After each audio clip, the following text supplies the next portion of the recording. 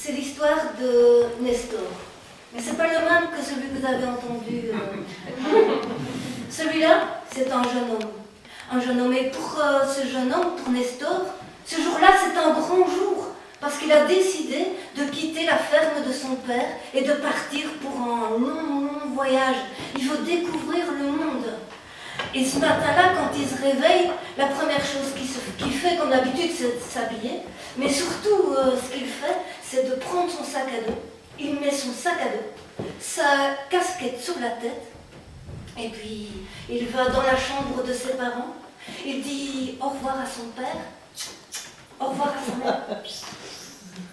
Et puis, il descend les escaliers et il s'en va. Il se retrouve dans la cour de la ferme. Et là, pour partir, il a pris une boussole. Alors, il regarde sa boussole parce qu'il a décidé qu'il allait toujours vers l'est. Toujours vers l'est. Alors, il regarde sa boussole et il voit que l'est, c'est vers l'arrière. Alors, il retourne vers la ferme et il traverse la cuisine et tout, et il part par la petite porte vers l'arrière. Et vers l'arrière, il arrive dans les champs, il regarde sa boussole et il continue comme ça, toujours en marchant dans les champs.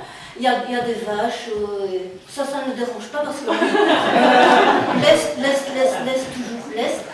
Et il marche comme ça, et à un moment donné, il arrive dans des vignes, et il traverse les vignes, il voit les grappes, il goûte quelques raisins, pas encore tout à fait mûrs, mais c'est pas grave, c'est pour bientôt. Alors il continue, et comme ça il continue toujours, et le soleil commence à descendre, commence à faire sombre, et là, il arrive juste à l'entrée d'une forêt. L'est, il doit toujours continuer, mais il fait un peu sombre et je dis qu'il va quand même continuer dans la forêt parce que c'est le premier jour et il faut qu'il marche, qu'il découvre le monde. Alors il marche dans la forêt, un peu sombre. À un moment donné, il entend...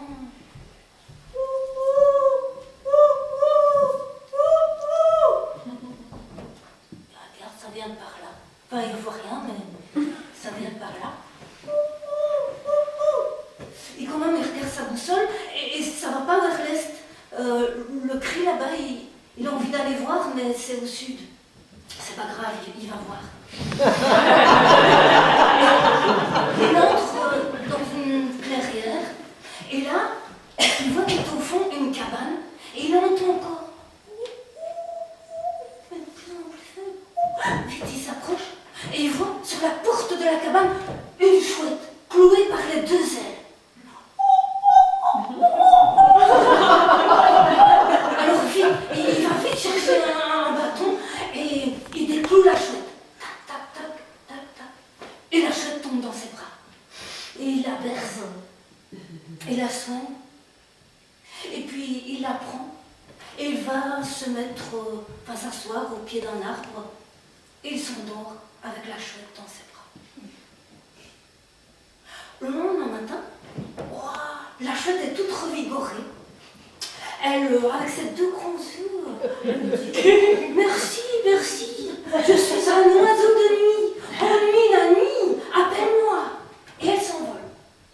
Et lui, il remet sa casquette, son sac à dos, sa boussole, maintenant il va aller vers l'est, et il reprend son voyage, il sort de la forêt, il arrive le long d'une rivière, il suit la rivière, puis là-bas il y a une montagne, il grimpe la montagne toute la journée, et puis la nuit tombe, il arrive dans un village. Il voit des maisons, volets fermées, il toque à une maison, toc toc toc, la porte s'ouvre, un montagnard, un béret, mais l'homme, il n'a pas d'yeux. Il a les orbites toutes vides. Et puis, il y a une femme qui arrive. Oh, elle aussi. Elle a les yeux, elle n'a pas d'yeux. Elle a les orbites toutes vides.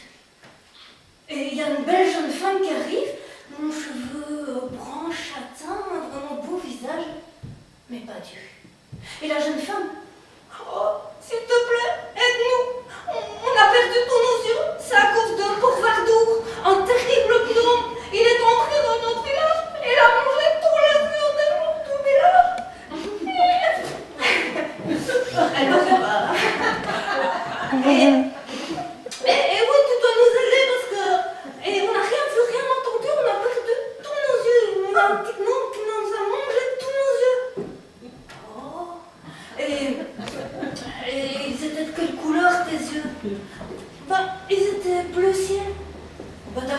je vais vous aider.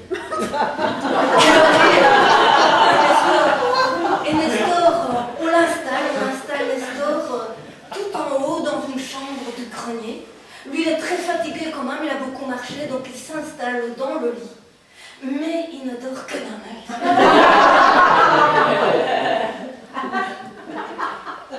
À un moment donné, il entend, non, il le sent, un petit vent glacial dans son œil gauche. Il ouvre son œil, il met son doigt dedans, et il n'a plus d'yeux. Il n'a rien vu, rien entendu. Le petit gnome, pour Vardour, est venu plonger dans son œil et a mangé son œil et n'a rien vu, rien entendu. Alors vite, il remet sa casquette, son sac au dos, il descend les escaliers, il fonce vers la porte, et la jeune femme, Aurore, elle s'appelle. Mais où vas-tu? Je pars, j'ai plus qu'un œil, je veux pas perdre l'autre, il faut que je voie le monde, moi. Mais Nestor, reste avec nous, qu'est-ce qu'on va faire? Désolée, je dois partir. Je veux garder mon œil. Et il part. Et dans le village, il marche dans le village, il va jusqu'au bord là, du village, et puis là, il regarde la vallée, et il se souvient. Ennui, la nuit, appelle-moi. Alors,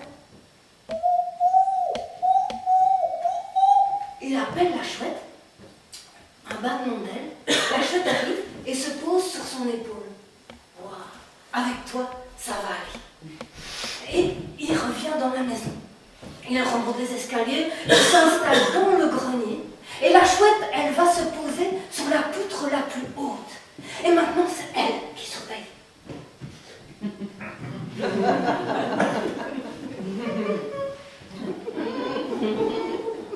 Oh, à un moment donné, elle voit un petit bonhomme tout noir qui s'approche de Nestor. Alors elle prend toute son énergie, elle plonge sur le petit bonhomme, elle l'attrape par les pieds et puis elle le secoue.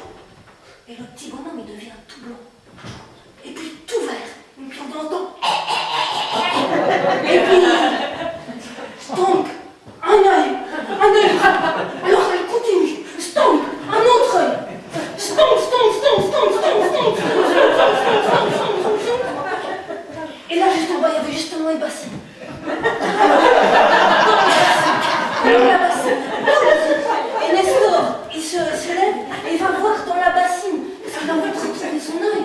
Et c'est un peu bouillant, mais il retrouve son œil. Il leur remet son œil. Il prend la bassine et il descend les escaliers et crie Aurore, viens, j'ai retrouvé les yeux. Et ils sortent de la maison et puis ils crient dans le village on a retrouvé les yeux, venez. Et ils vont comme ça jusqu'à la place du marché. Là, Nestor il installe sa bassine et puis tous les gens du village arrivent. Il prend deux yeux marrons. C'est à qui ça? Ah, toi. Deux yeux bleu-gris. Qui a envie des yeux bleu-gris? Et deux yeux noirs. Et deux yeux orange. J'ai pas envie de changer un peu.